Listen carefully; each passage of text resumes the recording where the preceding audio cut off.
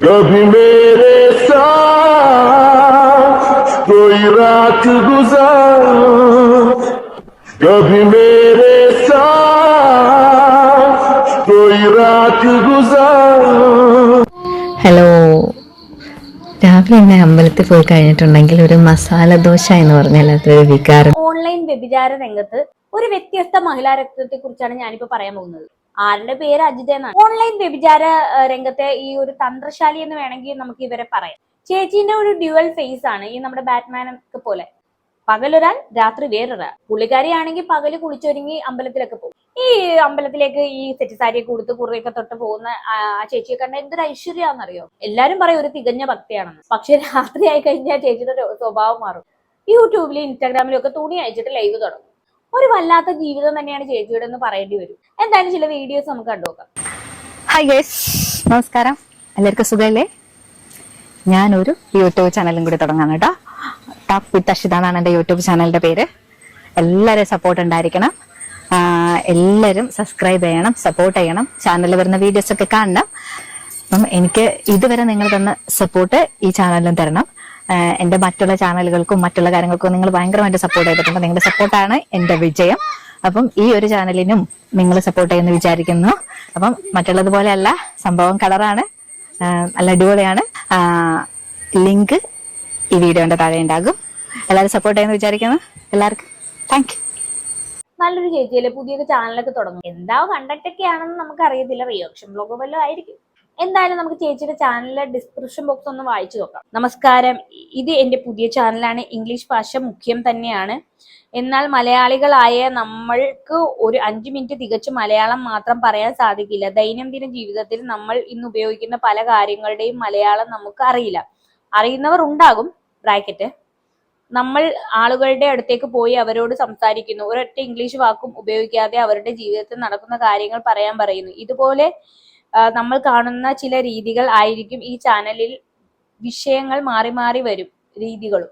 മലയാള ഭാഷയെ പ്രോത്സാഹിപ്പിക്കുന്ന തനി നാടൻ ബ്ലോഗർ. എന്തൊരു നല്ല ചേച്ചി അല്ലേ. എന്തായാലും ചേച്ചിയുടെ ഒരു ബ്ലോഗ് കണ്ടു. ഹായ്, അപ്പം നമ്മുടെ പുതിയ യൂട്യൂബ് ചാനല് ഇന്ന് നമ്മൾ സ്റ്റാർട്ട് ചെയ്യാം കേട്ടോ.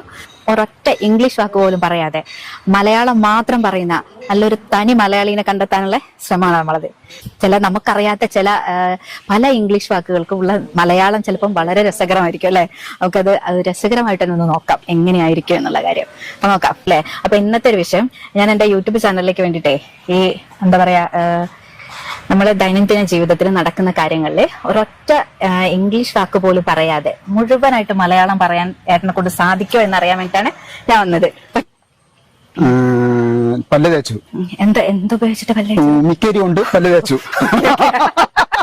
Nice nice. മിക്കരി അല്ലെങ്കിലും അല്ലേ, മിക്കരോട് പല്ല് തേച്ചു. ചേട്ടാ ഷുഗർ ഒക്കെ ഇല്ല? ഇല്ലല്ലേ, ഷുഗറൊന്നുമില്ല. അപ്പൊ ചേട്ടനെ പഞ്ചസാര ഇടാത്ത ചായയാണ് കുടിച്ചെന്ന് പറഞ്ഞവരെ ചേട്ടാ ഷുഗർ എന്ന് പറഞ്ഞു. പണിക്ക് പോകുന്നതിന്റെ മുന്നേ രാവിലെ കുളിക്കൊന്നുമില്ലേ? കുളിയുണ്ട്. കുളിക്കുമ്പോ ചേട്ടൻ എങ്ങനെ ഇഞ്ചയും താളിയൊക്കെ പണ്ടത്തെ ആ സിസ്റ്റം ആണോ? ഇഞ്ചയും താളിയൊക്കെ ഉപയോഗിച്ചിട്ടാണോ? അല്ലല്ലോ, സോപ്പ്. രണ്ട്. ഓക്കെ, അപ്പൊ ചേട്ടൻ ആ ഇഞ്ചൻ താളിയൊന്നും യൂസ് ചെയ്തിട്ടില്ല. അറ്റ്ലീസ്റ്റ് നിങ്ങൾക്ക് ചെറുപാറ് പൊടി എന്നെങ്കിലും പറയാമായിരുന്നു അല്ലേ. പൊതുവെ ചേട്ടൻ എങ്ങനെയുള്ള വസ്ത്രങ്ങളാണ് ഉപയോഗിക്കുക? മോഡേൺ ആയിട്ടുള്ളതാണോ അതോ നമ്മളെ പണ്ടത്തെ പോലെ മുണ്ടും ഷർട്ടും അങ്ങനെയൊക്കെ ആണോ ഉപയോഗിക്കുക? എങ്ങനെയാണ്?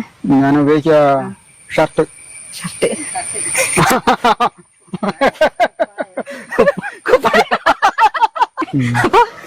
കുപ്പായാണ് കേട്ടോ. ഷർട്ടിന്റെ മലയാളം കുപ്പായാണ്. അപ്പൊ ഓക്കെ, അത് പോട്ടെ. അപ്പൊ ഇനി എങ്ങനെയാ പോവാ? വണ്ടിയിൽ പോവും. സ്കൂട്ടർ ആയിരിക്കും, ബൈക്ക് ആയിരിക്കും അല്ലേ? സ്കൂട്ടി.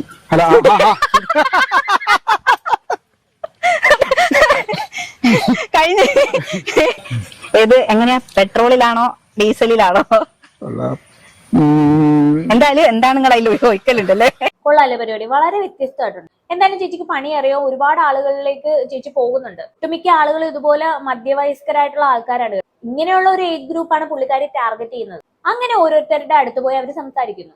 മലയാളത്തിൽ സംസാരിക്കാനായിട്ട് ചലഞ്ച് ചെയ്യും. അവസാനം അവരെ കൊണ്ടൊക്കെ ചാനൽ സബ്സ്ക്രൈബ് ചെയ്യിപ്പിച്ച ശേഷം അടുത്ത ആളെ ചേച്ചി തെരഞ്ഞിറങ്ങും.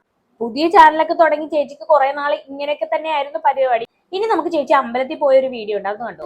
ഹലോ, രാവിലെ തന്നെ അമ്പലത്തിൽ പോയി കഴിഞ്ഞിട്ടുണ്ടെങ്കിൽ ഒരു മസാല ദോശ എന്ന് പറഞ്ഞാൽ അതൊരു വികാരം തന്നെയാണ് കേട്ടോ. അപ്പം ഇന്ന് രാവിലെ അമ്പലത്തിലൊക്കെ പോയി മസാല ദോശയൊക്കെ കഴിച്ചു.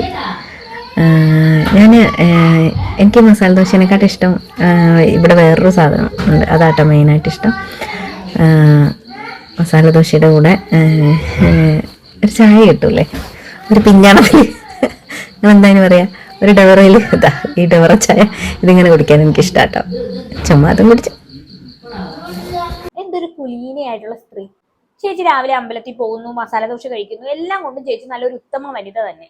അപ്പൊ ഇതൊക്കെയാണ് ചേച്ചിയുടെ പകൽ പരിപാടികൾ. രാത്രിയായ ഈ ചേച്ചി അല്ല കേട്ടോ, ഇത് ചെല്ലാം ശരിക്കും ചേച്ചിയാണ് ചേച്ചി. അത് രാത്രിയായ വേറൊരു തരം ചേച്ചിയാണ്. അതൊന്ന് കണ്ടു നോക്കാം. പ്രത്യേകിച്ച് എനിക്ക് വേറൊരു കാര്യം കൂടെ പറയാനുണ്ട്. യൂട്യൂബില് പിന്നെ മറ്റേ ലൈവ് വീഡിയോ ആണ് കേട്ടോ. അതുപോലെ തന്നെ ഇൻസ്റ്റാഗ്രാമിൽ സബ്സ്ക്രിപ്ഷൻ വീഡിയോയും ഉണ്ട്, യൂട്യൂബിലാണെങ്കിൽ ലൈവ് വീഡിയോ ഉണ്ട്, മറ്റേ പൈസ കൊടുത്തിട്ടുള്ളത്. അങ്ങനെ നിറഞ്ഞു നിൽക്കുവാണ് ചേച്ചി. 1-2 വീഡിയോ ഞാൻ കാണിച്ചു തരാം.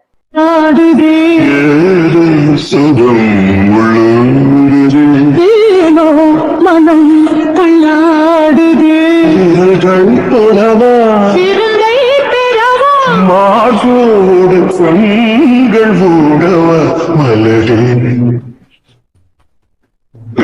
மலமா గాలి తాకని నాలో సోకుని ఇన్నాళ్ళుంచలయ్యో నీ కోసం నా అందం చందం అంతా నీ कभी मेरे साथ कोई रात गुजार कभी मेरे साथ कोई रात गुजार. കണ്ടാ, ഇതൊക്കെയാണ് രാത്രിയായ ചേച്ചിയുടെ പരിപാടി. നാട്ടുകാരുടെ അടുത്ത് പകല് പോയി മാന്യമായിട്ട് സംസാരിക്കുന്ന ഒരു ചേച്ചിയാണ് ഇതെന്ന് ആരെങ്കിലും പറയോ? മലയാളം സംസാരിപ്പിക്കാൻ വേണ്ടിയിട്ട് പിന്നെ പോയി സബ്സ്ക്രൈബ് ചെയ്യിപ്പിച്ചല്ലോ. ആ അമ്മാവന്മാർക്കൊന്നും ഇപ്പൊ ഉറക്കമില്ലെന്നാണ് കേൾക്കുന്നത്. എന്തായാലും ചേച്ചി ചില്ലറക്കാരിയൊന്നുമില്ല. ഇൻസ്റ്റാഗ്രാം സബ്സ്ക്രിപ്ഷനിലൂടെ മാത്രം ചേച്ചി 2 ലക്ഷം രൂപയാണ് ഉണ്ടാക്കുന്നത്. നിങ്ങൾ തന്നെ ഒന്ന് ആലോചിക്കുക, എന്തൊക്കെ അവസ്ഥയാണ് നമ്മുടെ നാട്ടിൽ ഇപ്പൊ നടക്കുന്നത്. സകല പെണ്ണുങ്ങളും ഇപ്പൊ തുണി അയച്ചിട്ട് പൈസ ഉണ്ടാക്കാൻ ശ്രമിച്ചുകൊണ്ടിരിക്കുകയാണ്. സ്ത്രീകൾക്ക് പണം ഉണ്ടാക്കാനുള്ള ഒരു എളുപ്പ വഴിയായിട്ടാണ് ഇത് മാറിയിരിക്കുന്നത്. പ്രായഭേദമന്യാണ് ഈ സ്ത്രീകൾ ഈ പരിപാടിക്ക് ഇറങ്ങിത്തിരിഞ്ഞിരിക്കുന്നത്. ശരിക്കും തുമ്പിയെ പോലുള്ള ടീനേജ് ഏജ് തുടങ്ങി പർപ്പിളിനെ പോലുള്ള യുവതികൾ വരെ, പിന്നെ അതുപോലെ തന്നെ ഒരുപാട് പേര്, കുറെ തള്ളകളും ഇതിനകത്ത് ഇറങ്ങിയിട്ടുണ്ട് കേട്ടോ. ഇവരുടെ ഈ അഴിഞ്ഞാട്ടം കാണാൻ വേണ്ടി പല ഏജ് ഗ്രൂപ്പിലുള്ള ആൾക്കാരും ഇങ്ങനെ ക്യൂ നിൽക്കുവാണ്. ശരിക്കും പറഞ്ഞാൽ ഇതൊക്കെ കണ്ടാൽ ഇവന്മാർക്കൊക്കെ സമാധാനമാകത്തുള്ളൂ. അല്ലാതെ എന്ത് പറയാൻ. അതിനുവേണ്ടി എത്ര പൈസ മുടക്കാൻ ഇവന്മാരൊക്കെ തയ്യാറാണ്. കുറച്ച് പൈസ ഉണ്ടാക്കാൻ വേണ്ടി ആളുകൾ ഇങ്ങനെ അതമ്പതിക്കുമെന്നാണ് ഞാൻ ആലോചിക്കുന്നത്. നിങ്ങൾ എന്നൊന്ന് ആലോചിച്ച് നോക്കിയേ. പർപ്പിള്, അതുപോലെ തന്നെ തുമ്പി, അഞ്ജിത നായർ, അതുപോലെ ഈ പെണ്ണുമ്പള, എന്തോരം ആൾക്കാരാണ് ഈ ഇങ്ങനെ വൃത്തികെട്ട രീതിയിൽ ഇങ്ങനെ നടക്കുന്നത്. നമ്മുടെ നാടിന്റെ ഒരു പോക്ക് തന്നെ നിങ്ങളൊന്ന് ആലോചിച്ച് നോക്കിയേ.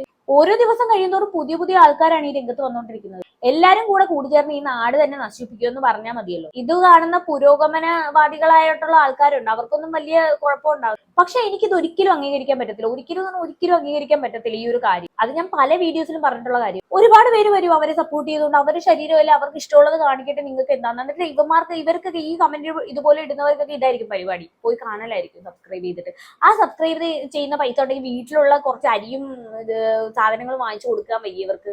ചിലപ്പോ വീട്ടിൽ പട്ടിണിയായിരിക്കും, എന്നിട്ടായിരിക്കും ഇവന്മാരൊക്കെ പോയി ഇത് കാണുന്നത്. ഇങ്ങനെയുള്ള വൃത്തികെട്ട വീഡിയോ കാണിച്ച് അല്ലെങ്കിൽ സ്വന്തം ശരീരം വിറ്റ് കാശ് വാങ്ങിക്കാതെ മാനം മര്യാദയായിട്ടുള്ള എന്തെങ്കിലും വീഡിയോ ചെയ്തിട്ട്, അല്ലെന്നുണ്ടെങ്കിൽ എന്തെങ്കിലും ജോലിക്ക് പോയിട്ട് കാശ് ഉണ്ടാക്കി കൂടി ഇവർക്കൊക്കെ. ഉളുപ്പുണ്ട് ഇവർക്കൊക്കെ, ശവങ്ങൾ, അല്ലാണ്ട് എന്ത് പറയാനാ. സത്യം പറഞ്ഞ ഈ സ്ത്രീകളൊക്കെ ഈ ഇൻസ്റ്റാഗ്രാമില് ഈ പിന്നെ സബ്സ്ക്രിപ്ഷൻ എടുത്തിട്ട് ഈ പൈസ ഉണ്ടാക്കാൻ വേണ്ടിയിട്ടല്ല ഇൻസ്റ്റാഗ്രാം ഈ സബ്സ്ക്രിപ്ഷൻ എന്ന് പറയുന്ന സംഭവം കൊണ്ടുവന്നത്.